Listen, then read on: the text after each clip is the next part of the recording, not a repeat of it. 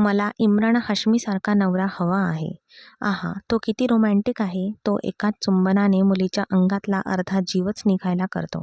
रिया तिच्या मैत्रिणींच्या घोळक्यात बसून तिच्या स्वप्नातील आदर्श नवऱ्याबद्दल सांगत होती आणि तिच्या सगळ्या मैत्रिणी तिच्या चेहऱ्याकडेच बघत होत्या. रियाची एक मैत्रीण अनिता म्हणाली, "अशा नवऱ्यासोबत राहणं किती अवघड असतं हे तुला माहीत तरी आहे का?" रिया म्हणाली, "काय अवघड आहे मूर्खा? तुला कसं माहीत की पुरुष जेवढा जास्त उत्कट असतो तेवढाच तो जास्त प्रेम करतो. मला फक्त असे पुरुष आवडतात, उत्कट, रोमॅन्टिक, प्रेमळ, जे आपल्या बायकोच्या मागे मागे फिरतात." तिच्या सगळ्या मैत्रिणी तिच्याशी सहमत नव्हत्या. काही जणी म्हणू लागल्या की या गोष्टी फक्त चित्रपट सृष्टीवरच चांगल्या वाटतात. जर हे प्रत्यक्षात घडलं तर स्त्रियांना आपल्या नवऱ्याचा कंटाळा येतो. ती असं म्हणायला लागली, "पण मला कधीच कंटाळा येणार नाही." पण काही लोकांचा विचार रियासारखाच होता. ते म्हणाले की तुझं बरोबर आहे. नवरा रोमॅन्टिक असावा. मला तर कपाळावर फेटा बांधणारे आईचे लाडके मुलं निरुपयोगी वाटतात. रियासुद्धा लगेचच हसायला लागली आणि म्हणाले की "अजून काय बाबा, मला सासरच्या घरी राहायला अजिबात आवडणार नाही. मुलगा एकटा राहायला असावा, म्हणजे जेव्हा मनाला वाटेल तेव्हा तो रोमॅन्स करू शकेल." तसंही रियाला अशा प्रकारचे रोमॅन्टिक चित्रपट बघायला खूप आवडायचे आणि तिचा आवडता हिरो इम्रान हाशमी होता. ती सगळ्यांपासून लपून आपल्या खोलीत त्याचे चित्रपट बघायची. दुसरीकडे अर्जुन अधिक व्यवहारकुशल होता. त्याला 2चे अधिक 4 करायला खूप आवडायचे. BBA पूर्ण केल्यानंतर त्याने वडिलांच्या कामात रस घेतला नाही. कारण त्याचे वडील महिलांचे कपडे विकणारे दुकानदार होते. पण त्याच्या मनात नेहमी काहीतरी मोठे करण्याचे विचार होते. त्याने आपल्या मित्रांसोबत एक छोटा कारखाना सुरू केला, जिथे लहान मुलांचे कपडे बनवले जात होते. त्याला माहीत होते की बाजारात लहान मुलांच्या कपड्यांना खूप मागणी आहे. पालक स्वतःचे कपडे विकत घेवोत वा न घेवोत, लहान मुलांचे कपडे नक्कीच विकत घेतले जात असतात. त्याने हे काम आपल्या मित्रांसोबत सुरू केले. सुरुवातीला तो ऑर्डर घेऊन काम करत असे, पण नंतर त्याने स्वतःचा एक छोटा ब्रँड सुरू केला. अगदी कमी वयात आणि कमी वेळात तो यशाच्या पायऱ्या चढू लागला. सर्वात आधी जशी त्याला प्रगती आणि पैसा मिळाला तसे त्याने स्वतःचा व्यवसाय सुरू केला. त्याने एक वेगळा कारखाना उघडला, स्वतःच्या नावाने ब्रँड एक वेगळा व्यवसाय सुरू केला आणि 8 वर्षात लक्षणीय प्रगती केली होती. एका लहानशा वस्तूतून त्याने आता एका उच्चभ्रू परिसरात एक छोटा बंगला विकत घेतला होता. त्याला एक लहानसे अंगण, तळमजल्यावर 3 खोल्या, वरच्या मजल्यावर 4 खोल्या आणि एक मोठा दिवाणखाना होता. ते घर त्याच्या कुटुंबासाठी पुरेसे होते, पण त्याची स्वप्ने मोठी होती. शहरातील अग्रगण्य व्यावसायिकांमध्ये स्वतःचे आणि आपल्या लहान कंपनीचे नाव समाविष्ट व्हावे, अशी त्याची इच्छा होती. झोपण्यापूर्वी त्याच्या वयाची मुलं सुंदर मुलींची स्वप्ने पाहत असत. त्याची स्वप्ने एका सुंदर मुलीला आपल्या मिठीत घेण्यापुरतीच मर्यादित नव्हती. त्याने त्याच्या मित्रांप्रमाणे ना मुलींशी मैत्री केली होती, ना त्याच्याकडे तेवढा वेळ होता. रात्री झोपताना त्याला वाटायचे की आपले घर मोठे असावे, गाडी मोठी असावी आणि आपली छोटी कंपनी मोठी व्हावी. असो, ते नवीन भागात आणि त्याच्या बंगल्यात राहायला गेल्यावर 6 महिन्याच्या आतच त्याच्या आईने त्याच्यासाठी मुलगी शोधायला सुरुवात केली. त्याच्या आईला एक मोहक सुंदर सून हवी होती, पण अर्जुनच्या मनात तसे काही नव्हते. त्याला मुलींच्या सौंदर्याची पर्वा नव्हतीच आणि त्याने कधी कोणाकडे पाहिलेही नव्हते. जरी त्याच्या कंपनीत अनेक स्त्रिया आणि सुंदर मुली काम करत होत्या, तरी त्याने कधी कोणाकडेही पाहिलेही नव्हते. अर्जुनला चित्रपटामध्येही विशेष रस नव्हता. मोकळ्या वेळेतही तो आपल्या शहरातील सर्वात यशस्वी व्यावसायिक कसा बनायचं या विचारात मग्न असायचा. याच सुमारास एका स्थळ सुचवणाऱ्याने राधिकाजींना रियाचा फोटो दाखवला. त्या लगेचच तिच्या प्रेमात पडल्या. फोटोपेक्षा प्रत्यक्षात ती आणखी सुंदर दिसत होती. तिने हलकासा मेकअप केला होता. ती शांत होती आणि राधिकाच्या सर्व प्रश्नांची नम्रपणे उत्तर देत होती. एकंदरीत आपल्या मुलासाठी ती मुलगी त्यांना खूप आवडली होती. पण दुसरीकडे अर्जुनने मात्र सर्व काही आपल्या आईच्या म्हणण्यावर सोपवले होते. जेव्हा त्याच्या आईने त्याला फोटो दाखवला, तेव्हा त्याने फक्त त्यावर एक नजर टाकली. "आई, जर ती तुला आवडली असेल तर ठीक आहे. माझा बहुतेक वेळ कंपनीमध्येच जातो, म्हणून माझ्या पत्नीला तुझ्यासोबत राहावे लागेल. माझ्याबद्दल बोलायचं तर मी खूप कामात असतो. मी रात्री घरी येईल, जेवण करेल आणि झोपेन आणि तुला घरात थोडी मदत मिळेल." त्याने सहजपणे संभाषण संपवले. अर्जुन खूप देखणा आणि रुबाबदार होता. त्याची चांगली उंची, रुंद खांदे आणि पिळदार शरीरयष्टी यामुळे तो कोणत्याही कपड्यांमध्ये छान दिसायचा. त्याचा चेहरा खूप आकर्षक होता आणि त्याची हलकी दाढी नेहमी व्यवस्थित ठेवलेली असायची. त्याच्या डोळ्यांमध्ये इतका खोलपणा आणि गांभीर्य होते की जेव्हा तो कुणाकडेही प्रेमाने बघायचा, तेव्हा तो त्यांचे मन जिंकून घ्यायचा. त्याच्या आवाजातही एक विशेष वजन आणि अधिकार होता. एकंदरीत तो इतका नीटनेटका आणि हुशार मुलगा होता की कोणीही त्याच्यावर प्रभावित झाले असते. तो एखाद्या मुलीला स्वतःच्या प्रेमात पाडू शकत होता, पण तो स्वतःबद्दल पूर्णपणे बेफिक्र होता. तो कधीही विशेष नीटनेटकेपणा किंवा पेहराव करत नसे. तो कदाचित एका मोठ्या बंगल्यात राहायला गेला असेल, पण आतून तो अजूनही एक मध्यमवर्गीय मुलगाच होता. त्याने कधीही स्टायलिंग हेअर कट केला नाही किंवा स्वतःला अति देखणा दाखवण्याचा प्रयत्न केला नाही. तरीही तो नेहमी ऑफिसमध्ये चांगल्या आणि व्यवस्थित कपड्यांमध्ये हजर व्हायचा. तो आपल्या कर्मचाऱ्यांशी खूप चांगला वागायचा. जेव्हा रियाने अर्जुनचा फोटो पाहिला तेव्हा तो एखादा चित्रपट नायकासारखा दिसतोय आणि तितकाच रोमॅन्टिक असेल याची तिला खात्री पटल्याने तिला खूप आनंद झाला. पण नातं निश्चित झाल्यावर साखरपुड्याचा कोणताही सोहळा झाला नाही, कारण अर्जुनला ते पैशांचा अपव्यय वाटत होता. तुम्ही त्याला थोडा कंजूससुद्धा म्हणू शकता. त्याने विनाकारण पैसे खर्च केले नाहीत, कारण त्याला पैसे कसे कमवायचे हे माहीत होते. म्हणूनच त्याने त्याच्या आईला स्पष्टपणे सांगितले की जेव्हा लग्न काही महिन्यात करायचे आहेच, तर या महागाईच्या काळात पैसे वाया घालवण्याची गरज नाही आणि तुम्ही थेट लग्न करू शकता. दुसरीकडे रिया तिच्या होणाऱ्या नवऱ्याने सर्वांना भेटावे याची वाट पाहत होती. तो तिचा हात धरेल आणि तिच्या बोटात अंगठी घालेल, तेव्हा ती लाजून चूर होईल असे स्वप्न पाहत होती. पण जेव्हा तिला कळले की साखरपुड्याची कोणतीही योजना नाही, तेव्हा तिचे हृदय तुटले आणि ती आपल्या आईकडे हट्ट करू लागली की आपल्या मैत्रिणींसमोर चेष्टा होऊ नये म्हणून तिने तिच्या सासूबाईला विचारावे. रियाला वैतागून तिच्या आईने तिच्या सासूला अंगठीबद्दल विचारले की रियाचा साखरपुडा होत नाहीये, पण तिच्या मैत्रिणी तिला अंगठीबद्दल विचारताय. हे ऐकून राधिकाजींना लाज वाटली. तिने जेवताना अर्जुनला याबद्दल सांगितले. मुलींची इच्छा लक्षात घेऊन अर्जुनची मोठी बहीण अंजली ती सुद्धा तिला अंगठी द्यायला तयार झाली. पण अर्जुनचा अजूनही आग्रह होता की सोनं खूप महाग आहे आणि अंगठीवर अतिरिक्त 1-1.5 लाख रुपये खर्च करण्याची काहीच गरज नाही. यामुळे संतापून त्याची आई म्हणाली की तिच्याकडे पडून असलेल्या जुन्या अंगठ्या ती पॉलिश करून तिला घालायला देईन. अर्जुन चिडून म्हणाला, तुमची इच्छा आता डोक्यावर बसवा, नंतर त्रास होईल. पण उद्या मी या मुलीचे नखरे सहन करेल अशी अपेक्षा करू नका. काय मूर्खपणा आहे. मी फक्त तिच्या मैत्रिणींच्या पोकळ स्तुतीसाठी 1.5 लाख रुपये खर्च करत आहे. मी पैसे वाया घालवू का? म्हणजे मॅडमच्या सुपर ब्युटीच्या घोळक्याला वाटेल की अरे देवा, मुलीचा साखरपुडा झाला. अहो, साखरपुडा हृदयाशी जोडलेला असतो, या महागड्या अंगठीशी नाही. फक्त या अंगठीमुळे आपले खिसे रिकामे होत आहेत हे अजूनही स्पष्ट दिसत होते. असो, त्याच वीकेंडला राधिका तिच्या बहिणी आणि वहिनींच्या संपूर्ण लेडीज गँगसोबत रियाच्या घरी गेली. तिने रियाला ती अंगठी घालायला लावली आणि एक असं उघड खोटं सांगितलं की सरड्यालाही लाज वाटली असती. आमच्या अर्जुनने ही अंगठी खास तुमच्यासाठी निवडली आहे. त्याला तर स्वतःच्या हातांनी तिच्या बोटात घालायची खूप इच्छा होती, पण मी काय करू शकते. आमच्याकडे मुलाने लग्नाआधी मुलीच्या घरी जाणं अशुभ मानलं जातं. रियाला ओरडून विचारावंसं वाटलं, नणंदबाई ते कसं काय? अपशकुन असं कोणतं वेद किंवा पुराण सांगतात? ती त्या सुंदर स्वप्नात हरवून गेली होती की अर्जुन बॉलिवूड स्टाईलमध्ये तिचा हात धरेल, तिच्या डोळ्यात पाहिल आणि तिच्या कानाजवळ येऊन आपल्या भारदस्त आवाजात काहीतरी रोमॅन्टिक कुजबुजेल. तिला वाटत होते की फेविकॉलसारखी तिला चिटकून बसलेली तिची एकुलती एक मोठी नणंद अंजली किमान गमतीने तरी तिच्या भावाचा मोबाईल नंबर देईल किंवा म्हणेल, वहिनी, माझा भाऊ तुमच्या प्रेमात देवदाससारखा फिरतोय, त्याला क्षणभरही थांबता येत नाही. घ्या त्याचा नंबर घ्या. पण अंजली दिदी वेगळ्याच जगात होती. ती फक्त आपल्या मांडीवर रडणाऱ्या बाळाला घेऊन खेळत होती आणि ती इकडे तिकडे गप्पा मारण्यात मग्न होती. आता रियासुद्धा इतकी निर्लज्ज नव्हती. पण मुली काही गुप्त हेरांपेक्षा कमी नसतात. रियाने पटकन डोकं वापरलं आणि एक डाव टाकला. अंजली दिदी, प्लीज माझा नंबर सेव्ह करा. जेव्हा तुम्हाला कंटाळा येईल तेव्हा तुम्ही मला कॉल करू शकता. तिला वाटलं की अंजलीला इशारा लगेच कळेल आणि ती म्हणेल, अरे अर्जुन पण तुझा नंबरच मागत होता. पण अंजलीने फक्त एक कोरडं हसू दिलं आणि जसा एखादा सरकारी अधिकारी टॅक्सचा फॉर्म सेव्ह करून घेतो तसा तो नंबर सेव्ह करून ठेवला. आता रियाची अवस्था अशी झाली होती की ती रोज रात्री आपल्या फोनकडे अशा नजरेने बघायची जणू तो तो अलादीनचा दिवाच आहे, पण कुठल्याही अनोळखी नंबरवरून हॅलो जानू असा मेसेज कधीच येत नसे. असो, दिवस सरत गेले आणि आठवडे उलटले, पण अर्जुन फोनही करत नसे आणि भेटायलाही येत नसे. त्याने रियाची एकदाही आठवण काढली नाही. तिला जबरदस्ती धक्का बसला होता.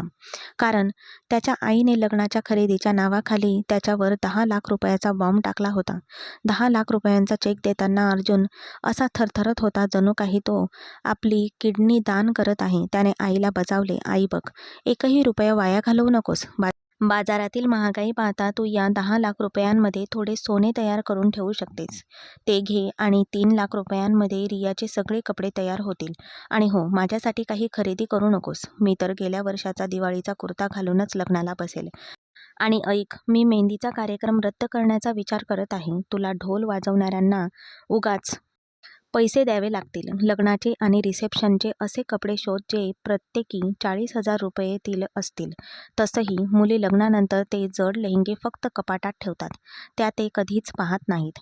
माझा एक मित्र असा सांगत होता की आजकाल वधूचा लेहंगा भाड्याने मिळतात. अगदी अप्रतिम. हेच कर, भाड्याने घे. 10-15 हजारांमध्ये काम होऊन जाईल आणि कोणाला कळणारही नाही. तिच्या मुलाच्या तोंडून भाड्याचा लेहंगा हा शब्द ऐकताच राधिकाने डोक्याला हात लावला आणि डोळे मोठे करून म्हणाली, अर्जुन, पुरे कर. कंजूसपणालाही एक मर्यादा असते. दादा दादा तू माझ्या सुनेला मंडपात भाड्याचा ड्रेस घालायला लावणार आहेस का? संपूर्ण जग माझ्यावर हसेल. तरीही न डगमगता छाती फुगवून तो म्हणाला, जग हसतं तर हसू दे आई. रडले तर आपल्या खिशाला झळ बसेल. मला काही कळत नाही. तुला हा लग्नाचा आणि रिसेप्शनचा ड्रेस भाड्यानेच घ्यावा लागेल. नाहीतर तो फक्त कपाटात जागा अडवेल. आणि हो, खूप जास्त डिझायनर आणि फॅन्सी कपडे खरेदी करू नकोस. अर्जुनला चांगलेच माहीत होते की आजकाल एका फॅन्सी सूटची किंमत 15,000 रुपयापेक्षा कमी नसते आणि त्याच्या खिशाला तो धक्का सहन होणे शक्य नव्हते. तरीही राधिकाने आपल्या मुलाला न कळवता रियासाठी एक सूट विकत घेतला. तिने 6-7 फॅन्सी ड्रेस विकत घेतले, पण अर्जुनच्या हट्टाला बळी पडून तिने लग्न आणि रिसेप्शनसाठी लेहेंगा भाड्याने घेण्याचे ठरवले. दरम्यान रिया तिच्या खोलीत डोके धरून रडत होती. कारण तिच्या आयुष्यातून मेहंदीचा कार्यक्रमही नाहीसा झाला होता. आधी साखरपुडा रद्द झाला, मग तिला अंगठी मिळवण्यासाठी धडपड करावी लागली आणि आता मेहंदीसुद्धा गेली होती. तिने कितीतरी सुंदर स्वप्ने जपली होती. हिरवा लेहेंगा घालून, हातावर मेहंदी काढून, अर्जुनच्या शेजारी बसून पार्श्वभूमीवर मेहंदी ये रचने वाली हे गाणे वाजत असताना अर्जुन तिच्याकडे चोरून पाहत आहे. पण अर्जुनने तिच्या सर्व इच्छांवर जणू काही पाण्याचा टँकरच ओतला होता. मात्र तिच्या मैत्रिणींनी मैत्रीचे कर्तव्य पार पाडत घरी येऊन ढोलकीवर अशी गाणी वाजवली, जणू काही त्या युद्धाची घोषणाच करत होत्या. अखेर थोड्या वेळात लग्नाची रात्र आली. आपला वधूचा लेहेंगा पाहून रियाचे डोळे चमकले. तो लेहेंगा खरंच अप्रतिम होता आणि पूर्णपणे डिझायनर दिसत होता. बिचारी, तिला कसं कळणार की हा लेहेंगा आधीच 3 लग्नांमध्ये वापरला गेला होता आणि भाड्याने आणला होता. पार्लरमधून तयार झाल्यावर ती एखाद्या अप्सरेसारखी दिसत होती. लग्नाचे विधी सुरू झाले होते, पण रिया इतकी हताश झाली होती की तिच्या डोळ्यातून एकही अश्रू आला नाही आणि निरोप घेतानाही तिने रडण्याचे नाटक केले नाही. तिच्या मैत्रिणी कुजबुजल्या, बघा, निरोप घेताना रडण्याऐवजी ती हसते. रिया मनातल्या मनात म्हणाली, अरे काय करणार, रडण्यामुळे माझा मेकअप खराब झाला तर इम्रान हाशमीसमोर माझी प्रतिमा खराब होईल. असो. ती निघून अर्जुनसोबत त्याच्या घरी गेली. जेव्हा ती नवरीप्रमाणे सजलेल्या त्या खोलीत मोठ्या आशा आणि धडपडत्या हृदयाने पावले ठेवते, तेव्हा ते दृश्य पाहून ती निशब्द झाली. फुलांची सजावट इतकी तुटपुंजी होती की जणू काही अर्जुनच्या खिशातून उसने आणल्याप्रमाणे इकडे तिकडे फक्त काही गुलाब लटकत होते. रियाने कल्पना केली होती की संपूर्ण खोली गुलाब आणि मेणबत्तीने भरलेली असेल, एखाद्या सुंदर स्वप्नभूमीसारखी. पण तिथले दृश्य पाहून असे वाटत होते जणू काही त्या गुलाबाच्या काही पाकळ्यासुद्धा एखाद्या गंभीर वचनानंतर उधळल्या गेल्या आहेत. पलंगावर एक साधी चादर पसरली होती आणि गुलाबांनी सजलेले ते फिल्मी लव्ह हार्ट तर दूरपर्यंत दिसत नव्हते. आपला जड लेहेंगा सांभाळत रिया पलंगावर बसली. पुढच्या क्षणांचा विचार करता तिच्या हृदयात एक वेगळीच भावना दाटून आली आणि तिच्या आवडीच्या VIP VCRवर इम्रान हाशमीची गाणी वाजू लागली. तेवढ्यात खोलीचा दरवाजा उघडला आणि अर्जुन आत आला. रियाच्या हृदयाची धडधड बुलेट ट्रेनच्या वेगाने वाढली. त्याने दरवाजा बंद केला, एक लांब थंड श्वास सोडला आणि म्हणाला, अरे देवा, हे लग्नाचे विधी आहेत की सरकारी कर गोळा करणारे, हे कधी संपणारच नाहीत. तू माझा पूर्ण खिसा रिकामा केलास. रियाच्या प्रेमाचे इंजिन रुळावरून घसरले. लग्नाच्या रात्री नवऱ्याकडून ऐकलेले पहिले शब्द माझा खिसा रिकामा झाला आहे असतील अशी तिने कधी कल्पनाही केली नव्हती. तरीही तिने पुन्हा आशा बाळगली आणि नववधूप्रमाणे जमिनीकडे नजर लावून लाजेचे सोंग करणे सुरू ठेवले. तिला खात्री होती की अर्जुन गुडघे टेकून तिचा पदर उचलेल, तिचा हात धरेल, तिचे चुंबन घेईल आणि भेट म्हणून तिच्या चेहऱ्यासमोर एक चमकणारी अंगठी ठेवून म्हणेल, रिया, साखरपुड्यापासून लग्नापर्यंतचा प्रत्येक क्षण मी तुझ्याशिवाय कसा घालवला हे फक्त माझ्या हृदयालाच माहीत आहे. पण अर्जुन एका वेगळ्याच मोहिमेवर होता. त्याने रियाकडे पाहिलेही नाही. त्याने आधी आपली शेरवानी काढली, प्रेमाने झटकली आणि हँगरवर व्यवस्थित टांगली. अखेर तो असे का करणार नाही? ती फक्त एका दिवसासाठी भाड्याने घेतलेली होती. तिला साधा ओरखडा जरी लागला असता तरी सुरक्षा रक्षकाने फोन केला असता. जेव्हा रियाने अर्जुनला जवळ येताना पाहिले तेव्हा तिला वाटले की आता खरा रोमॅन्स सुरू होईल. पण रियाचा जड लेहंगा पाहून तो खराब होईल किंवा त्याला इजा होईल या भीतीने अर्जुन थरथर कापत होता. दुकानदाराने स्पष्टपणे ताकीद दिली होती की लेहंग्याला किंचितही नुकसान झाल्यास अनामक रकमेतून कपात केली जाईल. म्हणून तिच्यासोबत रोमॅन्स करण्याऐवजी तो लगेचच रियाच्या बाजूला बसला आणि एका सुरक्षा रक्षकाप्रमाणे पार्लरमधील अटेंडंटने त्याला हेअर पिन लावून धागे ओढले आहेत की नाही हे पाहण्यासाठी तिचा दुपट्टा तपासू लागला. जेव्हा सर्व काही व्यवस्थित असल्याचे दिसले तेव्हा अर्जुनने सुटकेचा निश्वास टाकला आणि लगेच रियाला तिचे कपडे बदलायला सांगितले. हे ऐकून रियाची इम्रान हाशमीबद्दलची रोमॅन्टिक स्वप्ने लगेचच धुळीस मिळाली. कारण तिला वाटलं की तिचा नवरा तिला रात्रभर तिचा वधूचा पोशाख बदलूच देणार नाही. तिला अशा लाजेत अडकायचे नव्हते ज्यामुळे लग्नाची रात्र खराब होईल. म्हणून रिया चेहऱ्यावर नाराजीचा भाव आणून पलंगावर बसली. जेव्हा अर्जुनने आश्चर्याने तिला विचारले की तिने पोशाख का बदलला नाही तेव्हा रियाने तोंड वाकडे केले आणि स्पष्टपणे म्हणाली, मी तुझ्यासाठी पूर्ण तयार झाली आहे आणि तू माझी साधी प्रशंसाही केली नाहीस. नेहमी 2+2 समान मानणाऱ्या या व्यावसायिकाने यापूर्वी कधीही कोणत्याही मुलीची प्रशंसा केली नव्हती. म्हणून एका भयंकर पेचात त्याने एक अतिशय कंटाळवाणे उत्तर दिले, नवरी झाल्यावर तू छानच दिसणार हे उघड आहे. रियाने संतापून त्याला मुलीच्या इच्छांची आठवण करून दिली. त्यानंतर अर्जुनने परिस्थिती सावरण्याचा प्रयत्न केला. चला काहीतरी करूया. अशा भावनेने त्याने रियाचे मेहंदी लावलेले हात धरले, ज्यामुळे रियाचा राग थोडासा कमी झाला आणि त्याच्या चेहऱ्यावर आशेचे हास्य उमटले. पण अर्जुन तिच्या हातांकडे अशा नजरेने पाहत होता जणू एखादा शास्त्रज्ञ प्रयोगशाळेत संशोधन करत आहे. कारण त्याला स्वतःच कधीच न समजलेली प्रशंसा कशाच्या रूपात करावी हेच कळत नव्हते. मग अर्जुन रियाच्या हातावरच्या मेहंदीकडे बघत म्हणाला, वा, मेहंदी खूप छान दिसते आणि तुझा मेकअपही खूप चांगला आहे. पार्लरमधल्या बाईने तर तुझा चेहरा पूर्णपणे बदलूनच टाकला आहे. तिचं मेकअपचं कौशल्य अप्रतिम आहे. वा. रिया आश्चर्याने डोळे मोठे करून त्याच्याकडे पाहत होती. कारण अर्जुन तिच्या सौंदर्याऐवजी पार्लरमधील बाईच्या कौशल्याची स्तुती करेल याची तिने स्वप्नातही कल्पना केली नव्हती. मग अर्जुनने आपल्या खिशातून एक मखमली डबी काढली आणि रियाच्या बोटात अंगठी घालून म्हणाला, मी आईला म्हणालो होतो की साखरपुड्याच्या अंगठीवर पैसे का वाया घालवायचे. लग्नाच्या रात्री ती उपयोगी पडली असती. अंगठी घातल्यावर अर्जुनला वाटले की त्याचे काम झाले. तो म्हणाला, शाब्बास, आता तुझे कपडे बदल आणि हो, तुझे सर्व दागिने काढ आणि ते बॉक्समध्ये ठेव आणि काळजीपूर्वक ड्रॉवरमध्ये ठेवून दे. हे ऐकून रियाला प्रचंड राग आला. पण एका रात्रीची वधू असल्याने ती काहीच बोलू शकली नाही. ती पलंगावरून उठली, टेबलासमोर उभी राहिली, आपले दागिने काढले आणि रागाने टेबलावर फेकून दिले. मग ती वॉर्डरोबकडे गेली. तिच्याकडे नाईटी नावाचा काहीच प्रकार नसल्यामुळे तिने तिच्या कपड्यांमधून एक साधा सूट बाहेर काढला आणि थेट वॉशरूममध्ये गेली. अर्जुनने तिचे सर्व दागिने काळजीपूर्वक बॉक्समध्ये भरले आणि जेव्हा रिया बाहेर आली तेव्हा तिने तिचा वधूचा लेहंगा निष्काळजीपणाने सोफ्यावर फेकला, ज्यावर अर्जुन ओरडला, तू हे काय करत आहेस. जर त्याला काही नुकसान झाले तर तो आणखी पैसे कापेल. हे ऐकून रियाला धक्का बसला आणि तिने विचारले, कोण पैसे कापेल. अर्जुन म्हणाला, अगं, ज्याच्याकडून तो हा लेहंगा भाड्याने घेतलेला आहेस तो. हे ऐकून रियाला खूप वाईट वाटले. अर्जुनने लेहंगा व्यवस्थित घडी करून एका खोक्यात भरला आणि कपाटात ठेवला. अर्जुनने लेहंगा भाड्याने घेतला आहे असे म्हणताच रियाला खूप राग आला. हा एक धक्काच होता. जणू काही इम्रान हाशमीच्या चित्रपटाच्या मध्येच दूरदर्शनचं कृषी दर्शन अचानक सुरू झालं होतं. मला आश्चर्य वाटतं की यावर कितीतरी नववधूंचा घाम आणि अश्रू सुकले असतील. मी पार्लरमध्ये अशी बसले होते जणू काही मी डिझायनर कपडे घातले आहेत. पण मला हे माहीतच नव्हते की माझा नवरा लग्नात सुद्धा OLX वापरत होता.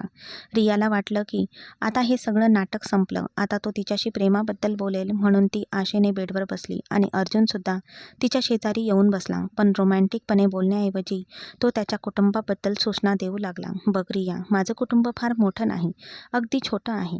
मला अंजली नावाची एक मोठी बहीण आहे, जिचं लग्न झालं आहे आणि ती क्वचितच माहेरी येते. पण जेव्हा कधी ती येईल तेव्हा तू तिची चांगली काळजी घेतली पाहिजेस. आणि दुसरं म्हणजे माझी आई, ती खूप चांगली आहे. त्यांच्यासोबत चांगला वेळ घालव आणि माझ्या आईकडून मला कोणतीही तक्रार येता कामा नये.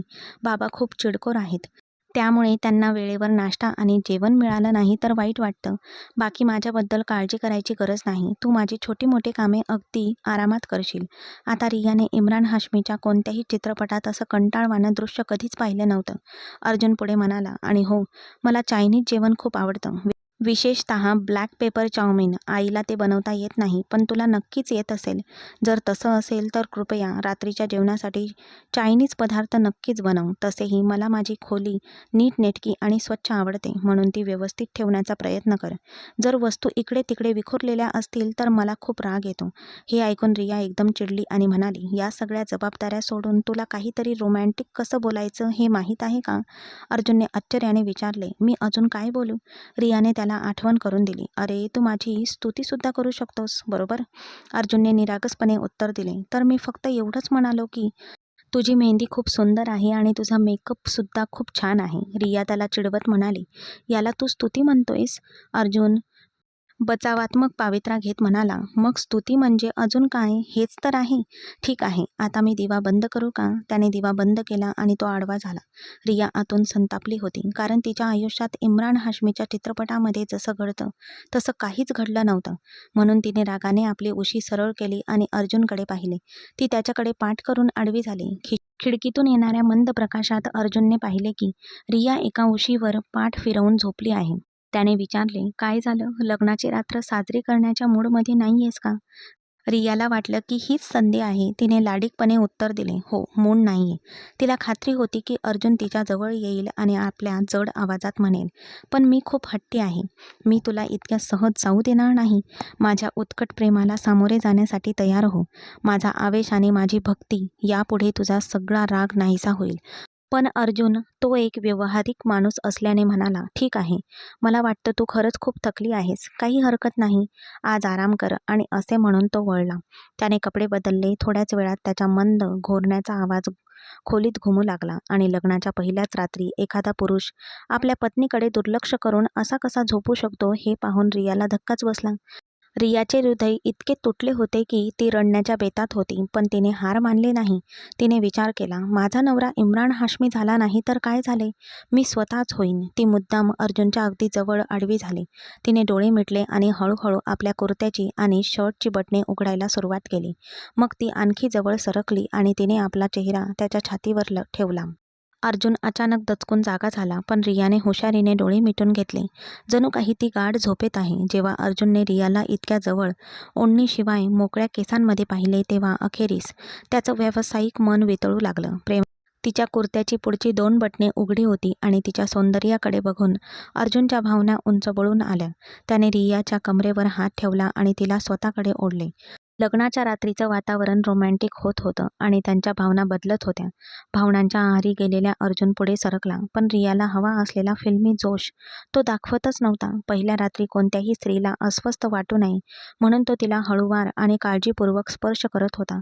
अर्जुन तिच्या ओठांकडे झुकण्याआधीच रियाला थोडी अस्वस्थता जाणवली, कारण तिचा नवरा आता पूर्णपणे नियंत्रणाबाहेर गेला होता.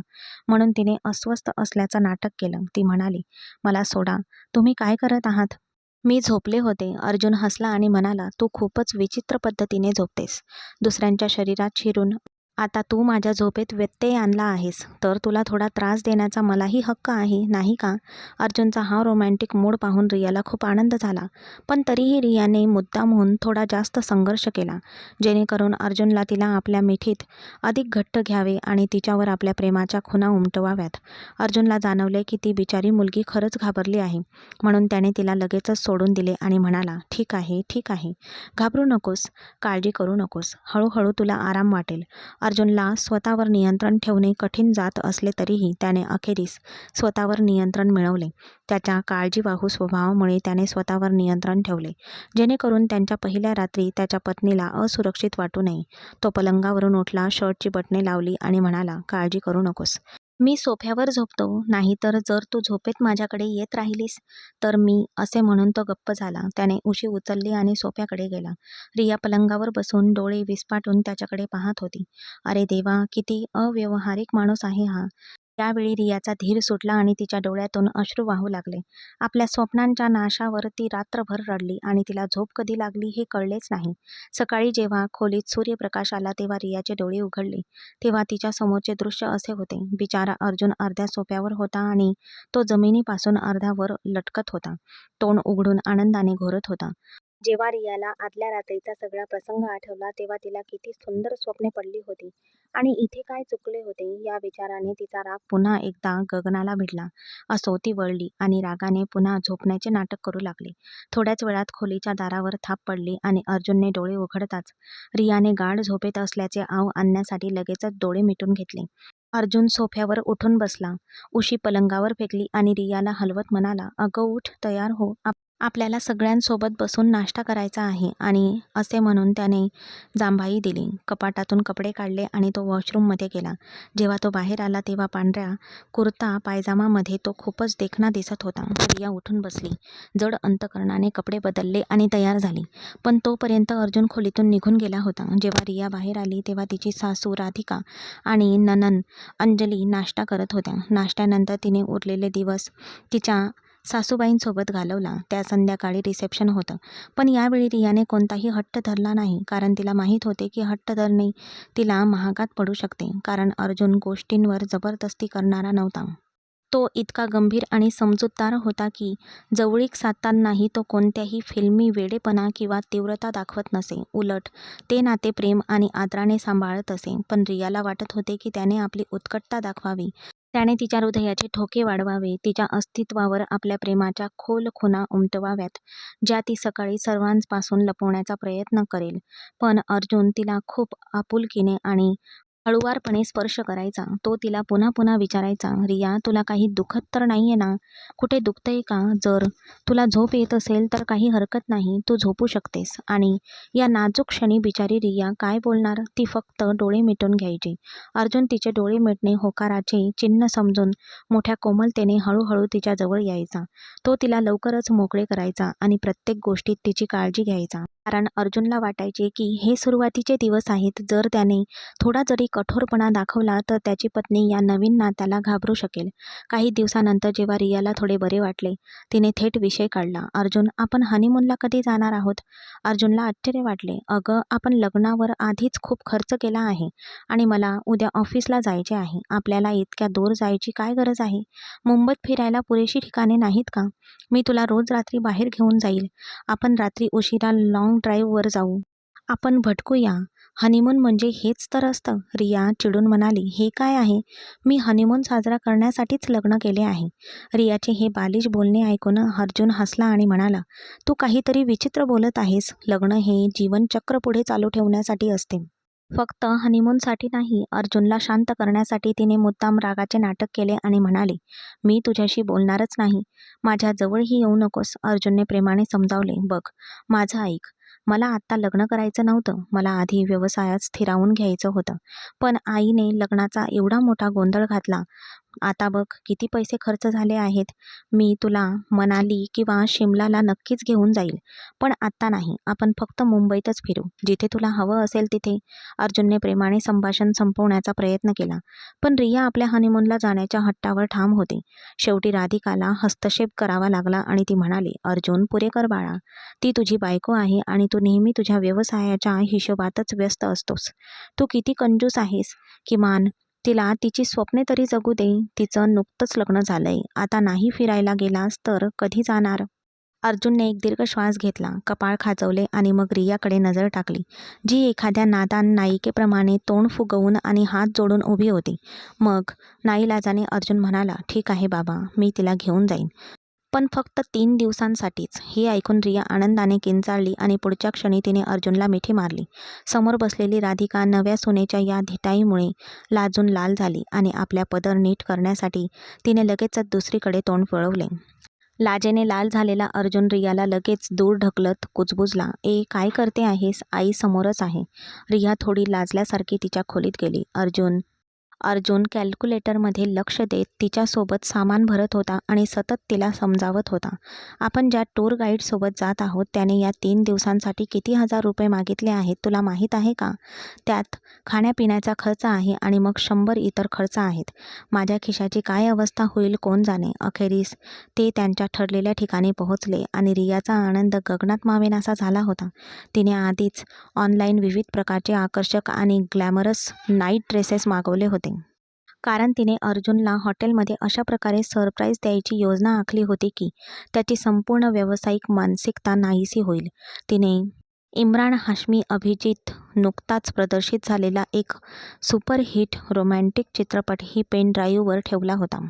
ते दिवसभर फिरत होते आणि सुंदर रोमॅन्टिक वातावरणामुळे अर्जुनचा मूड अगदी ताजातवाना झाला होता. हलका पाऊस, थंडगार वारा आणि अशा परिस्थितीत रियाने आईस्क्रीम खाण्याचा आग्रह धरला, म्हणून ते दोघेही आईस्क्रीमचा आनंद घेत हॉटेलकडे परत चालत निघाले. खोलीत शिरताच रिया डोळ्यात खोडकर चमक घेऊन अर्जुनकडे पाहू लागली आणि हसत तिने एक पेन ड्राईव्ह बाहेर काढून तिच्या समोरच्या मोठ्या टीव्ही स्क्रीनवर ठेवला आणि म्हणाले, "आज रात्री मी तुला इतक्या लवकर झोपू देणार नाही. आपण खूप मजा करू, चित्रपट पाहू आणि पार्टी करू." दुसरीकडे अर्जुनला लवकर झोपण्याची सवय होती, म्हणून तो जांभई देत पलंगावर बसला. पडद्यावर चित्रपट सुरू झाला होता आणि रियाने पटकन तिच्या बॅगमधून एक अतिशय आकर्षक लाल रंगाचा जाळीदार छोटा नाईट ड्रेस काढला आणि ती वॉशरूममध्ये गेली. तिने आपले केस थोडे ओले केले आणि आरशात स्वतःकडे पाहूनच हसली. तिचे ओले केस तिच्या चेहऱ्यावर चिटकले होते आणि या मनमोहक लुकमध्ये ती एखाद्या बॉलिवूड अभिनेत्रीसारखी दिसत होती. तिने मनातल्या मनात विचार केला, "आज मी माझ्या नवऱ्याच्या सुप्त भावनांना इतकं जागं करणार आहे की तो रात्रभर माझ्या सौंदर्याच्या जादूतून सुटूच शकणार नाही." जेव्हा ती वॉशरूमचा दरवाजा उघडून बाहेर आली तेव्हा खोलीत मंद प्रकाश होता आणि टीव्हीवर तेच रोमॅन्टिक दृश्य सुरू होते. चिडलेल्या अर्जुनने लगेचच रिमोटने चित्रपट बंद केला आणि म्हणाला, "हे बाबा, असा कोणता चित्रपट आणला आहेस ज्यात याशिवाय दुसरं काहीच नाही?" पण असं म्हणताच समोर तिला बघून त्याचे बोलणे थांबले. अर्जुनचे डोळे विस्फारले. घाबरून त्याने तोंडातली लाळ गिळली आणि तोंड उघडं ठेवून सोफ्यावर ताठ बसला आणि रियाला नेमकं हीच प्रतिक्रिया अपेक्षित होती. अत्यंत आकर्षक आणि मोहक अंदाजात अर्जुनच्या दिशेने चालत गेली. तिने आपले केस मागे सारले आणि आपला नाजूक हात अर्जुनच्या मानेवर ठेवला. ही आपली निरागस पत्नी आहे हे अर्जुनला ओळखताही आले नाही. तो पापणी न मिटता फक्त तिच्याकडे बघत होता. मग रियाने त्याच्या डोळ्यात बघितलं आणि हळुवारपणे विचारलं, "तू असा कशासाठी बघत आहेस?" रिया आपलं आकर्षण दाखवत म्हणाली, "असं वाटतंय मी अगदी एखाद्या हॉट हिरोईनसारखी आहे, नाही का? सांग, मला पाहिल्यावर तुझ्या मनात पहिला विचार कोणता येतो?" अर्जुन जणू सुन्न झाला होता. त्याला बराच वेळ बोलता आले नाही आणि पुढच्या क्षणी त्याने रियाच्या बारीक कमरेवर हात ठेवला. रियाला वाटले की कदाचित तो तिची कंबर आवळून तिला स्वतःच्या जवळ ओढेल आणि तिचे ओठ पकडून तिच्यावर आपली सगळी उत्कटता ओतायला सुरुवात करेल. पण त्याने तिला कमरेतून पकडून स्वतःपासून दूर ढकलले आणि तिला डोक्यापासून पायापर्यंत न्याहाळून म्हणाला, "छी, ही काय अवस्था आहे तुझी? तू हे कसले कपडे घातले आहेस आणि हे कपडे कधी विकत घेतलेस?" रिया जवळ आली आणि म्हणाली, "अरे देवा, तुम्ही काय बोलत आहात? मी फक्त एवढंच म्हणत होते की तुम्ही मला हनीमूनला घेऊन जा, म्हणजे तुम्हाला मजा येईल." मी आपले हे क्षण अविस्मरणीय बनवू शकेन. मी हे सगळं तुझ्यासाठीच मागवलं आहे. सांग मी कशी दिसते? अर्जुनला जणू आपल्या कानातून धूर निघत आहे असे वाटले. त्याची नजर वारंवार रियाच्या सौंदर्यावर खेळली होती. ती खरंच खूप सुंदर दिसत होती, पण काही कारणास्तव या अवस्थेत त्याला आपल्याच पत्नीची लाज वाटत होती. मग अर्जुन स्वतःला आवरू शकला नाही. त्याने हात पुढे करून तिचे कंबर पकडले आणि तिला स्वतःच्या जवळ ओढले. तिची मान धरून तिच्या ओल्या केसांमधून बोटे फिरवत तो तिच्या ओठांवर आपल्या उत्कटतेचा वर्षाव करू लागला. पहिल्यांदाच रियाला त्याच्या स्पर्शातील तो वेडेपणा जाणवला. तिला हेच तर हवे होते. अर्जुन जितका उत्कट होत होता त्याहूनही अधिक रिया उत्कट होत होती. तिला वाटले की कदाचित तिचा नवरा आता अगदी चित्रपटामधील नायकासारखाच वागेल. तिने अर्जुनला आपल्या मिठीत घेतले आणि अधिकच आकर्षक झाली. रियाने अर्जुनला पकडून पलंगावर ढकलले. जेव्हा अर्जुन पडला तेव्हा तीही त्याच्यावर आणि तिच्या या कणखर भूमिकेमुळे अर्जुन थोडा घाबरला आणि कोपरांवर स्वतःला सावरत म्हणाला, "ए रिया, तुला काय झालंय? तुझं डोकं फिरलंय का? माझ्यावरून उतर. मला वाटतंय तू भांग ओढली आहेस. तू विचित्र वागत आहेस." गोंधळलेल्या अर्जुनने तिला स्वतःवरून ढकलण्याचा प्रयत्न केला, पण रियाने त्याचे दोन्ही हात पकडून त्याला पलंगावर दाबून ठेवले आणि पुढच्या क्षणी ती त्याच्या ओठांवर झुकली. हे सर्व अर्जुनसाठी पूर्णपणे नवीन आणि धक्कादायक होते, कारण आत्तापर्यंत त्याला फक्त असेच वाटत होते की आपल्या भारतीय मुली खूप निरागस आणि लाजाळू असतात. जेव्हा नवरा त्यांच्या जवळ येतो तेव्हा त्यांना खूप संकोच, लाज आणि भीती वाटते. म्हणूनच नवऱ्याने आपल्या बायकोच्या जवळ खूप प्रेमाने आणि हळुवारपणे यायला हवे, जेणेकरून तिला आरामदायक वाटेल. नाहीतर बायको रागावू शकते किंवा नाराजही होऊ शकते. पण इथे तर सगळीच गोष्ट उलटी घडत होती. अर्जुन नेहमीच मोठ्या सहजतेने आणि आरामात रियाच्या जवळ यायचा, कारण अगदी सुरुवातीपासूनच त्याच्या मनात हा विचार होता की मुली नाजूक आणि लाजाळू असतात. पण आता ज्या आकर्षक पद्धतीने रिया त्याच्या जवळ येत होती ते त्याला धक्कादायक वाटत होते. ती त्याच्या जवळ येत होती आणि आपल्या उत्कटता त्याच्यावर ओतत होती. त्यामुळे त्याचे संपूर्ण विचार गोंधळून गेले होते. उलट रियाच्या धिटाईमुळे त्याला एक विचित्र संभ्रम आणि भीती वाटू लागली. जशी रिया आपल्या भावनांच्या मर्यादा ओलांडू लागली तसा अर्जुन घाबरला आणि त्याने रागाने तिला मागे ढकलले. अखेर तो एक पुरुष होता आणि रियासारखी नाजूक मुलगी त्याच्यासमोर कशी टिकू शकणार होती? अर्जुनचा अचानक रागाच्या भरात दिलेल्या धक्क्यामुळे रियाचा तोल गेला आणि ती पलंगावरून तोंडावर पडली. अर्जुन दीर्घ श्वास घेत उठून बसला आणि रागाने ओरडला, "तुझं डोकं फिरलंय का? तू हे काय करत आहेस? तुला काही लाज आहे का? तुला काय झालंय? कोणतीही सभ्य मुलगी असं काहीच करेल का?" घाईघाईने उठला, बाजूच्या टेबलावरचा पाण्याचा ग्लास उचलला आणि एका घोटात पाणी घटाघटा पिऊन टाकले. त्याच वेळी रिया त्याच्याकडे धक्का बसल्यासारखी आणि स्तब्ध होऊन पाहत होती. पडल्यामुळे तिचे कोपर आणि पाय आधीच दुखत होते. तिच्या मनात खोलवर लाज, राग आणि अश्रू दाटून आले. या थंड स्वभावाच्या माणसाच्या भावना कशा जागृत कराव्यात हे तिला कळतच नव्हते. पाणी प्यायल्यानंतर अर्जुन पुन्हा भडकला, "तुला लाज वाटत नाही का? मला तुझ्यावरच शंका येऊ लागली आहे. मी तुझ्या आयुष्यातला पहिला मुलगा आहे, बरोबर? मला तुझ्यासोबत हे सगळं करायला लाज वाटते आणि तू?" हे ऐकून रिया स्तब्ध झाली. तिने डोक्याला हात लावला आणि रागाने ओरडली, "हा कसला प्रकार आहे? मी तुझी बायको आहे, कायदेशीर आणि धार्मिकदृष्ट्या. मी फक्त तुझीच आहे आणि तू माझा आहेस. या जगात फक्त पुरुषांनाच भावना असतात का? तुमच्या आधी मी नात्यात होते असा आरोप तुम्ही माझ्यावर कसा करू शकता? आपल्या लग्नाच्या पहिल्या रात्री माझ्यासोबत वेळ घालवल्यानंतरही मी कोणत्या प्रकारची स्त्री आहे हे तुमच्या लक्षात आले नाही का? तुमची विचारसरणी विचित्र आणि रूढीवादी आहे. जर एखादा पुरुष आपल्या भावना आणि इच्छा व्यक्त करतो तर तो पुरुष असतो. प्रत्येकजण त्याच्या उत्कटतेचे आणि इच्छांचे कौतुक करतो. पण जर एखादी स्त्री तिच्या इच्छा, भावना व्यक्त करते तर तिच्यावर लगेचच चारित्र्य प्रमाणपत्राचा भंग केल्याचा आरोप केला जातो. असं म्हणतात की तिचं आधीच कुणाशी तरी नातं होतं, म्हणूनच ती अशी वागते. मला तुझ्याकडून ही अपेक्षा नव्हती." असं म्हणून ती ढसाढसा रडू लागली आणि लगेचच वॉशरूममध्ये धावत गेली, जिथे तिने आपली लाल रंगाचा नाईट ड्रेस काढला, साधा सूट घातला आणि बाहेर आले. अर्जुनसारख्या निर्दयी माणसाशी लग्न करण्याचा विचार केल्याबद्दल तिला स्वतःचीच खूप लाज वाटत होती. तिच्या आईवडिलांना त्याच्यात काय दिसले असेल कोण जाणे. ती डोके धरून सोफ्यावर बसली. तिची रडकी अवस्था पाहून अर्जुनला आपल्या कठोर शब्दांची खूप लाज वाटली. तो हळूच तिच्या जवळ गेला. सोफ्यासमोर गुडघे टेकून हात जोडून माफी मागितली. तो निरागसपणे म्हणाला, "बघ रिया, मला तसं म्हणायचं नव्हतंच. मला फक्त आश्चर्य वाटत होतं की मुली इतक्या उत्कट आणि धाडसी असू शकतात का?" अर्जुन स्वतःला समजावण्याचा प्रयत्न करत गयावया करू लागला, "रिया, तू माझ्यासोबत जे काही करत होतीस त्यामुळे माझा जीव गुदमरत होता. माझ्यावर विश्वास ठेव. मी ते मुद्दाम करत नव्हतो. माझं लक्षसुद्धा नव्हतं. मला फक्त तुझ्यासोबत बसायचं होतं आणि गोड गोड आणि प्रेमाने बोलायचं होतं. कृपया मला माफ कर." बघ मी तुझ्यासमोर सिटअपसुद्धा घालत आहे. तो आपले कान धरून सोफ्यावर सिटअप करू लागला. पण आता रियासाठी यापेक्षा कशालाच काही अर्थ उरला नव्हता. तिचा आत्मसन्मान पार धुळीला मिळाला होता आणि ती आतून पूर्णपणे खचली होती. तिच्या मनात हे पक्के कोरले गेले होते की अर्जुन तिच्या फिल्मी आकांक्षा आणि इच्छा कधीच पूर्ण करू शकणार नाही. तिने त्यांच्या हनीमूनबद्दल कितीतरी कल्पना केल्या होत्या आणि त्याचा केवढा मोठा विचकात झाला होता. त्या दोघांनी ती रात्र पूर्ण निराशेने घालवली. अर्जुन सोफ्यावर पडून होता आणि रिया पलंगावर एकटीच रडत होती. दुसऱ्या दिवशी सकाळी रिया उठली. तिने आपले सर्व सामान भरले आणि चेहऱ्यावर कठोर भाव आणून म्हणाली, चल आपण घरी परत जाऊया. अर्जुनने तिला थांबवण्याचा प्रयत्न केला, पण रिया काही केल्या ऐकतच नव्हती आणि अखेरीस त्या संध्याकाळी ते मुंबईला परतले. त्यांना दारात उभे पाहून राधिकाला आश्चर्य वाटले आणि तिने डोळे मोठे करून विचारले, अरे तुम्हा दोघांना काय झालंय? तुम्ही मोठ्या मुश्किलीने या 3 दिवसांच्या सहलीला तयार झालात. काल गेलात आणि आज परत आलात. काहीही उत्तर न देता रिया रागाने तिच्या खोलीत निघून गेली. तर अर्जुन आपल्या आईला शांत करण्याच्या प्रयत्नात धातुरमातुर कारणे देऊ लागला. तो म्हणाला की त्यांना हनीमूनला फारशी मजा आली नाही आणि डोंगरांमध्ये इतका मुसळधार पाऊस पडत होता की भूस्खलन आणि रस्ते बंद होण्याचा धोका होता. त्यामुळे त्यांना निघावे लागले. लोक परत आले. अर्जुनने कारणे सांगून कसाबसा आपल्या आईला शांत केले. पण रिया आता पूर्णपणे गप्प झाली होती.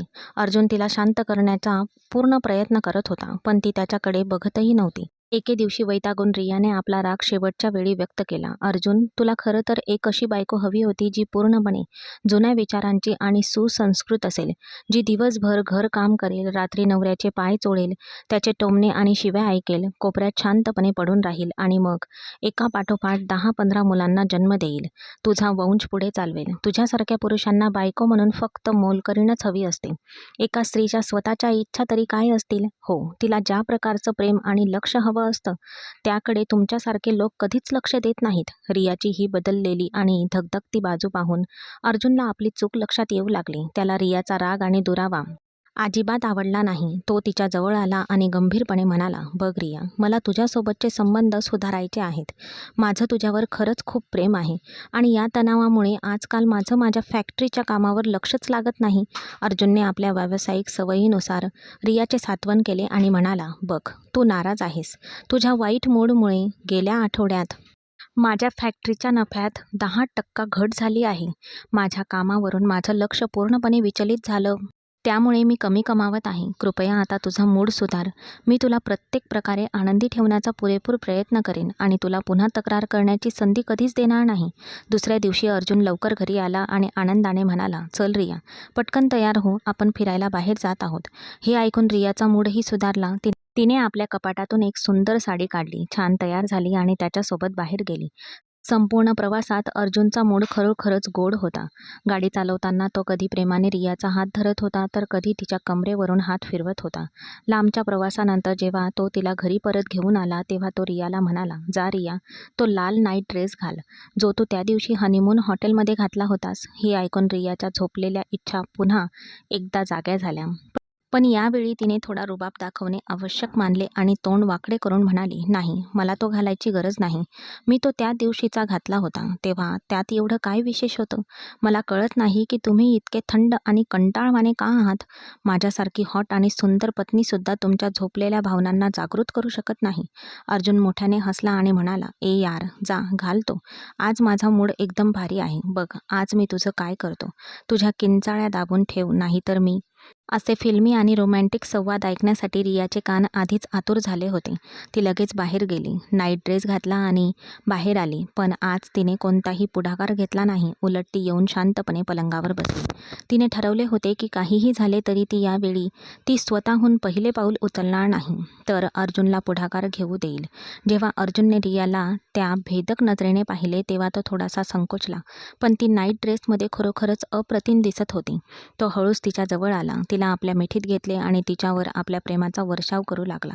जसा अर्जुन तिच्या जवळ येऊ लागला तशी रिया स्वतःवरचा ताबा गमावू लागली आणि त्याला पूर्णपणे सहकार्य करू लागली, पण तिला हव्या असलेल्या पद्धतीने नाही. तिला वाटत होतं की तिचा नवरा चित्रपटाप्रमाणे तिच्यासोबत वागेल, पण तसं काहीच झालं नाही. अर्जुन तिच्याजवळ आला. मग काही मिनिटांनी गर्वाने हसत दूर झाला आणि म्हणाला, "आवडलं का? मला आशा आहे की आज मी तुझ्या सगळ्या तक्रारी धुवून टाकल्या असतील." ही ऐकून रियाचा चेहरा पडला आणि तिच्या इच्छा धुळीला मिळाल्या. ती रागाने उठली आणि सरळ वॉशरूममध्ये गेली. अर्जुन आश्चर्यचकित होऊन तिच्या मागे गेला आणि त्याने विचारले, "ए बाबा, आता मी तुला कसं खुश करू?" पण रिया वॉशरूममधून चिडून म्हणाली, "सोडून दे. हे तुझ्या नियंत्रणाबाहेर आहे. तू कोणत्या प्रकारचा पुरुष आहेस हे मला माहीत नाही." असे म्हणून ती बाहेर आली आणि अर्जुनकडे पाठ करून झोपायला गेली. अर्जुनने यावरही फारशी प्रतिक्रिया दिली नाही, कारण फॅक्टरीमध्ये खूप काम होते. गेल्या काही दिवसांपासूनच त्याच्या धंद्यात नुकसान होत होते. त्यामुळे त्याने पूर्णपणे आपल्या व्यवसायावर लक्ष केंद्रित करण्यास सुरुवात केली. याच काळात रियाचे तिची सासू राधिका हिच्यासोबतचे नाते अधिक घट्ट झाले होते. एके दुपारी दोघी सासू-सुना एकत्र बसल्या होत्या आणि राधिकाने एक दीर्घ श्वास घेऊन रियाला म्हटले, "अगं, आजकालची मुलं आपल्या बायकांना सोडत नाहीत. बघ, ते दिवसाचे 24 तास आपल्या बायकांचा पदर पकडून त्यांच्या मागे फिरतात आणि बिचाऱ्या आयांना काळजी वाटते की त्यांचे मुलं लग्न होताच आपल्या बायकांचे गुलाम बनतील." राधिका पुढे म्हणाली, "पण सुदैवाने मी या बाबतीत खूप भाग्यवान आहे. माझी मुलं त्यांच्या वैवाहिक जीवनात आनंदी आहेत. हे मला खूप आवडतं." "हो." मग आपल्या जुन्या दिवसांची आठवण करून ती म्हणाली, "खरं सांगायचं तर सुनबाई, अर्जुनचे वडील स्वभावाने खूप थंड आणि स्पष्ट वक्ते आहेत. आजपर्यंत मी त्यांच्या तोंडून कधी कौतुक ऐकलेलं नाही. ते माझ्यासोबत आरामात बसून जेवतही नाहीत. आयुष्यभर मी फक्त हीच इच्छा करत होते की त्यांनी माझ्याशी प्रेमाने काही गोड शब्द बोलावेत किंवा माझ्यासोबत बसून त्यांच्या मनातील भावना व्यक्त कराव्यात. मला कळत नाही की त्यांना माझ्यापासून ही मुलं कशी झाली. नाहीतर कधी कधी मला वाटायचं की मी कधीच आई होऊ शकणार नाही." राधिकाजी हसतमुखाने तिला तिच्या नवऱ्याची आठवण देत होती. त्यामुळे तिचे शब्द ऐकून रियासुद्धा हसायला लागली आणि तिला एक गोष्ट स्पष्टपणे समजली की अर्जुन हा वडिलांचीच हुबेहूब प्रतिकृती आहे, ज्याला फक्त पैसा, धंदा आणि आयुष्यातला रस आहे आणि तो आपल्या पत्नीसोबत वेळ घालवायला जणू विसरूनच गेला आहे. रियाने लगेच आपला मोबाईल फोन काढला आणि आपल्या पत्नीसोबत प्रेमाचे संबंध न ठेवणाऱ्या पुरुषांबद्दल गुगलवर शोध सुरू केला. आपला नवरा तेवढ्यात तिच्या स्क्रीनवर एक लेख दिसला, ज्यात म्हटले होते की अशा नवऱ्याला खरं तर मनसोपचार तज्ज्ञाची गरज असते, कारण पैसा आणि धंद्यात मग्न असलेले लोक अनेकदा आपल्या जोडीदारावर लक्ष केंद्रित करू शकत नाहीत, ज्यामुळे त्यांना डॉक्टरांकडे नेले पाहिजे. हे वाचून रियाला हायसे वाटले. म्हणून तिने मनात ठरवले की ती अर्जुनला मानसोपचार तज्ज्ञाकडे घेऊन जाईल, कारण तिच्या मनात एकच प्रश्न घोळत होता की हे तारुण्य कायम टिकत नाही आणि जेव्हा नवरा स्वतःच बायकोसोबत चांगला वेळ घालवत नाही, तेव्हा आपल्या भावना मनात दाबून ठेवण्यात काय अर्थ आहे? त्याच संध्याकाळी जेव्हा अर्जुन घरी आला, तेव्हा तो नेहमीप्रमाणे आपल्या लॅपटॉपवर एका क्लायंटसोबत कपड्यांचा नवीन सौदा निश्चित करत होता. कामातून फ्री होताच रिया त्याच्याकडे आली आणि तिने आपले डोके त्याच्या खांद्यावर ठेवले आणि बोलता बोलता प्रेमाने म्हणाली, "अर्जुन, तू माझ्यासोबत एका चांगल्या डॉक्टरकडे येशील का? बघ, ही एक प्रकारची वैद्यकीय समस्या आहे. कदाचित तुझी रोमॅन्टिक आणि शारीरिक इच्छा कमी झाली आहे. मी तुला डॉक्टरांकडे नेले तर ते औषध देतील आणि काही महिन्यांच्या उपचाराने तू पूर्णपणे बरा होशील." अर्जुनला हे खूपच विचित्र आणि अजब वाटले. जो एकदम ताठ उभा राहिला आणि रागाने म्हणाला, "तुला काय म्हणायचंय? मला काय झालंय? तुझं डोकं फिरलंय का? तुला असं वाटतंय का की मी तुला आनंदी ठेवू शकत नाही? मी तुझं समाधान करू शकत नाही? तुला वाटतं का की मी नपुंसक आहे, बरोबर?" रिया घाबरली आणि तिने लगेच हाताने तोंड झाकून घेतले आणि म्हणाली, "अरे नाही, नाही, मी असं कधी म्हणाले?" पण यावेळी अर्जुन पूर्णपणे नियंत्रणाबाहेर गेला होता. तो रागाने म्हणाला, "थांबव हे रिया. आपल्या लग्नापासून मी पाहिलंय की तुझं नखरे आणि विचित्र वागणे आणि मागण्या संपण्याची काही चिन्हे दिसत नाहीये. तू माझ्याशी कधीच नीट बोलत नाहीस. खरं सांगायचं तर तुझ्या रोजच्या या चेष्टेचा मला खूप कंटाळा आला आहे. तू तू काही दिवसांसाठी तुझ्या आईवडिलांच्या घरी का जात नाहीस? म्हणजे निदान माझ्या आयुष्यात तरी थोडी शांतता मिळेल." हे ऐकून रियाचे तोंड उघडेच राहिले. अर्जुनने तिच्या आईवडिलांच्या घराचा उल्लेख ऐकताच ती पुन्हा रडू लागली. पण अर्जुन इतका चिडला होता की त्याने तिला शांत करण्याचा प्रयत्नही केला नाही. दुसऱ्याच दिवशी रिया रागाने आणि निराशेने आपले सर्व सामान भरून आईवडिलांच्या घरी परतली. तिने स्वतःशीच ठरवले होते की जोपर्यंत अर्जुन तिला न्यायला येत नाही, तोपर्यंत ती परत जाणार नाही. तिचे इतके सामान पाहून तिच्या आईलाही आश्चर्य वाटले. ती थांबली आणि म्हणाली, "मुली, एवढं सगळं सामान घेऊन तू एकटीच का आलीस? सगळं ठीक आहे ना?" रियाचा तिच्या आईवर प्रचंड राग उसळला आणि तिला म्हणाली, "का आई? हे घर आता माझं राहिलं नाही का? मी इथे येऊन राहू शकत नाही का? लग्नाने मुलीचं या घराशी असलेलं नातं कायमचं संपतं का? मुलीचा टोकदार प्रश्न ऐकून तिची आई चकित झाली आणि म्हणाली, मुली, तू कोणत्या सुरात बोलत आहेस? मी फक्त एक साधा प्रश्न विचारला आणि तू काय काय बोलायला लागलीस? तू इथे 100 वेळा येऊ शकतेस आणि हवं तितकं राहू शकतेस. तुला कोणी काही बोलणार नाही. रिया पाय आपटत तिच्या जुन्या खोलीत निघून गेली. तर अर्जुन अजूनही रागाने घुसमटत होता. घरी राधिकाजी अर्जुनला सारखी विचारत होती, बाळा, तुमच्या दोघांमध्ये नेमकं काय झालं? आपण गुपचूप जाऊन तिला परत आणूया.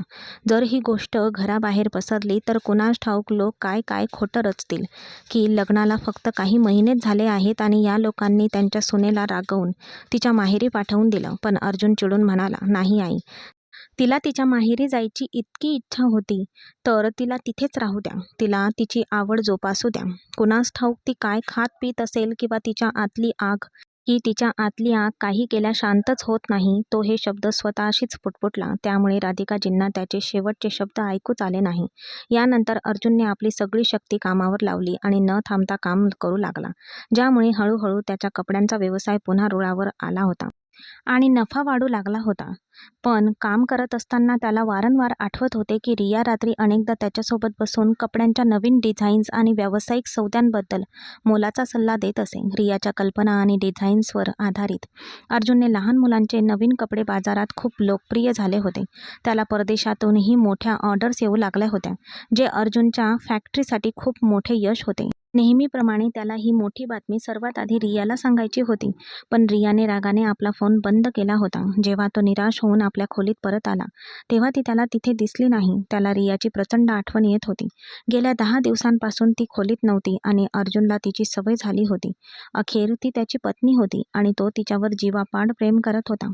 अर्जुन पलंगावर बसून बराच वेळ विचार करत होता की रियाचे त्याला वारंवार बिलगणे आणि त्याचे तिला दूर लोटणे, तिच्यावर आपल्या प्रेमाचा वर्षाव करण्यास नकार देणे, ही खरोखरच त्याची सर्वात मोठी चूक होती का? आता त्याला समजले होते की जसे पुरुषांच्या मनात आपल्या पत्नीबद्दल भावना असतात, तशाच स्त्रियांच्याही मनात आपल्या पतीबद्दल इच्छा आकांक्षा असतात. आणि रिया एक स्वच्छंदी मुलगी होती, जी आपल्या भावना लपवणारी नसून मोकळेपणाने बोलणारी होती. आणि अखेर ती ती हे फक्त तिच्या नवऱ्याला सांगत होती, कुठल्या तरी अनोळखी व्यक्तीला नाही. अर्जुनला त्याच्या पूर्वीच्या वागणुकीची खूप लाज वाटली. म्हणून रियाप्रमाणेच त्यानेही आपला मोबाईल काढला आणि गुगलवर पत्नीसोबतचे प्रेमजीवन कसे सुधारावेत हे शोधायला सुरुवात केली. त्याला आठवले की रियाला रोमॅन्टिक चित्रपट बघायला किती आवडायचे. आजही ड्रेसिंग टेबलच्या ड्रॉवरमध्ये अनेक रोमॅन्टिक चित्रपटाचे पेन ड्राईव्ह आणि DVD होते, ते जे एकत्र बघायचा रियाचा नेहमीच आग्रह असायचा. अर्जुनला अशा गोष्टींमध्ये रस नसल्यामुळे तो नेहमी व्यस्त किंवा झोप आल्याचे नाटक करून झोपी जायचा. पण आज एकटा बसून त्याने टीव्हीवर तेच रोमॅन्टिक चित्रपट लावले. आता पडद्यावर एखादे प्रेमगीत आले की तो रडायला लागायचा किंवा जेव्हा नायक आणि नायिका रोमॅन्टिक संवाद साधायचे तेव्हा अर्जुनच्या हृदयात भावनांचा कल्लोळ माजायचा. हळूहळू हे सर्व पाहून त्याचे स्वतःचे मनही बदलत होते आणि तो सुद्धा त्या उत्कट क्षणांसाठी आसुसला होता. आणि त्याला हे सर्व फक्त त्याची पत्नी रियासोबतच करायचे होते. त्याला आता समजले होते की रियाच्या या टोकाच्या रोमॅन्टिक स्वभावाचे कारण हे होते की ती लहानपणापासूनच चित्रपट पाहत होती आणि आता प्रौढत्वाच्या उंबरठ्यावर होती, ज्यामुळे ती नेहमी अशी सुंदर स्वप्ने पाहत असे. तर दुसरीकडे अर्जुन या सर्वांपासून खूप दूर होता. पण आता चित्रपटांमधील ती रोमॅन्टिक दृश्य पाहताना जेव्हा तो मनातल्या मनात रियाच्या चेहऱ्याची कल्पना करायचा तेव्हा त्याचे स्वतःचे हृदयसुद्धा धडधडू लागायचे आणि तो रियाकडे जाण्यासाठी आतुर झाला होता. दुसऱ्या दिवशी सकाळी जेव्हा अर्जुन उठला तेव्हा त्याच्या चेहऱ्यावर नेहमीचा व्यावसायिक तणाव नव्हता, उलट एक गोड हास्य होते. तो त्याच्या आईला म्हणाला, आई, आज आपण तुमच्या सुनेला परत आणायला जाऊया. राधिकाची स्वतःचीही हीच इच्छा होती. म्हणून त्या दिवशी सकाळीच आई आणि मुलगा दोघेही थेट रियाच्या माहेरी गेले. दरम्यान रिया जेवणाच्या टेबलावर अनिच्छेने नाश्ता करत बसली होती आणि मनातल्या मनात चिडली होती की इतके दिवस झाले तरी अर्जुनने तिची विचारपूस करण्यासाठी एकदाही फोन केला नव्हता. अरे, फोन नाही तर तो स्वतः तरी येऊ शकला असता. तेवढ्यात बाहेर राधिकाचा आवाज आला. रियाची आई तिला भेटायला बाहेर आली, पण रियाने अर्जुनला पाहताच ती लगेचच रागाने आपल्या खोलीत परत गेली. बाहेर रियाची आई आणि राधिका यांच्यात जोरजोरात गप्पा गोष्टी चालू होत्या. मग अर्जुन हसला आणि म्हणाला, काळजी करू नका, मी तिची समजूत घालीन आणि आपण आजच रियाला घेऊन जाऊ. अर्जुन एखाद्या बॉलिवूड हिरोसारखा थाटात खोलीत शिरला. रिया दुसरीकडे तोंड करून उभी होती आणि अर्जुनने हात पुढे करून तिचा हात पकडला आणि तिला आपल्याकडे वळवले. अर्जुनने एक अप्रतिम अत्तर लावले होते, ज्याच्या सुगंधाने रिया मंत्रमुग्ध झाली होती. त्याने आपल्या कोटच्या खिशातून एक सुंदर लाल गुलाब काढला आणि तो रियाकडे पुढे करत प्रेमाने म्हणाला, हे सुंदर फूल माझ्या सुंदर गुलाबासारख्या नाजूक पत्नीसाठी आहे. आपला हात सोडवण्याचा प्रयत्न करत ती रुसून म्हणाली, मला सोड. तू मला आता घ्यायला का आला आहेस? तुझ्या फॅक्टरीत एकटे राहा. पण अर्जुन हार मानणारा नव्हता. त्याने प्रेमाने रियाच्या गालांवरून गुलाब फिरवायला सुरुवात केली, ज्यामुळे तिला गुदगुल्या झाल्या. मग त्याने तिच्या गालावरून गुलाब काढून तिच्या ओठांवर आणि मानेवर आणला. तिच्या डोळ्यात बघत तो म्हणाला, गप्प बस. तुला कोणी सांगितलं नाही का की राग आला की तुझे गाल टोमॅटोसारखे लाल होतात? अर्जुनने प्रेमाने आपला हात तिच्या मानेच्या मागच्या बाजूला ठेवला आणि रागाच्या भरात आपल्या दातांनी तिला एक हलकासा लव बाईट दिला. तो खोडकरपणे हसला आणि म्हणाला, तू तर चांगलीच नखरेबाज झाली आहेस. 10 दिवस झाले तू तुझ्या नवऱ्यापासून दूर राहत आहेस. तुला पंख फुटले आहेत. आज रात्री मी तुझे सगळे पंख छाटून टाकीन. चल पटकन तुझं सामान भर. तू माझ्यासोबत घरी येत आहेस? रिया डोळे न मिटता मोठ्या डोळ्यांनी अर्जुनकडे पाहत होती. हा तोच साधा आणि व्यावसायिक तिचाच नवरा आहे का? यावर तिचा तिच्या डोळ्यांवर आणि कानांवर विश्वासच बसत नव्हता. हे फिल्मी रूपांतर कुठून आलं होतं? ती आश्चर्याने म्हणाली, अर्जुन तू आहेस की मी स्वप्न बघत आहे?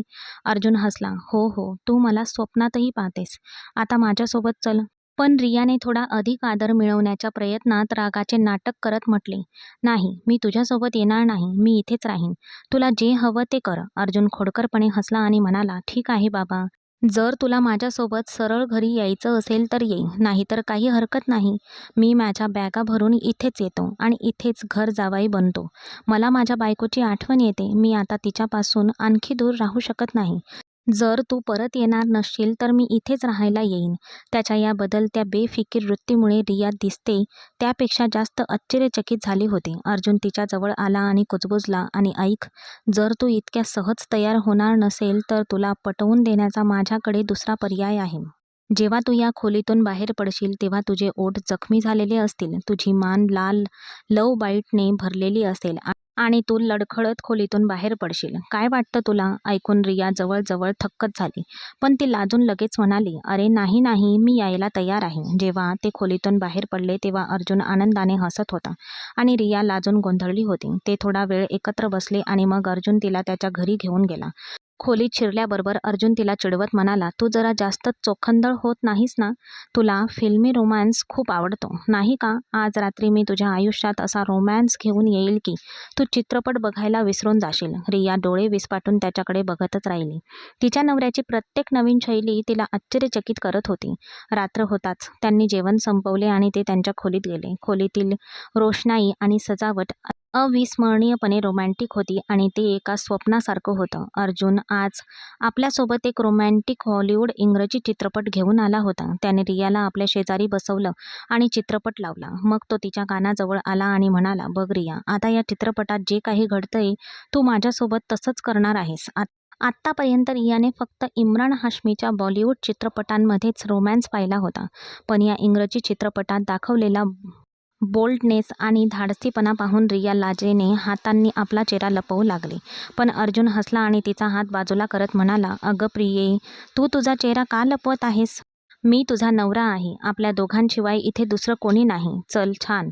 आता पडद्यावर जे काही घडतंय ते तू सुद्धा. आता ती लाजाळू आणि निरागस रिया अर्जुनच्या प्रेमात पूर्णपणे बुडाली होती आणि जेव्हा अर्जुनने हॉलिवूडच्या नायकाप्रमाणे तिच्यावर आपल्या उत्कट प्रेमाचा आणि तीव्रतेचा वर्षाव करण्यास सुरुवात केली तेव्हा रियाचा आनंद गगनात मावेनासा झाला. त्यांनी संपूर्ण रात्र एकत्र घालवली आणि रियाची खूप दिवसांपासूनची इच्छा अखेर पूर्ण झाली. तिला हवा असलेला फिल्मी नवरा मिळाला होता. पण रहस्य मात्र कायमचे होते.